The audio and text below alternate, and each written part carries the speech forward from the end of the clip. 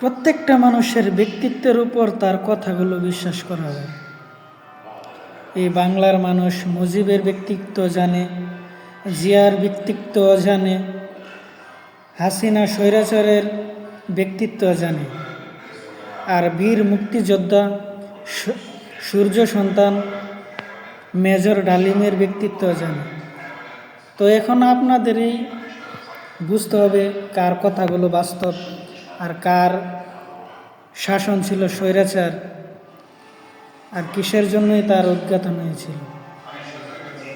তো আগে থেকে মানুষ কিছুটা আন্দাজ করতে পারত, আর এখন এই ইলিয়াস ভাইয়ের ভিডিওর মাধ্যমে অনেকেরই ক্লিয়ার হয়ে গেছে ব্যাপারটা, যা এক ইতিহাস হয়ে থাকবে আগামী প্রজন্মের কাছে।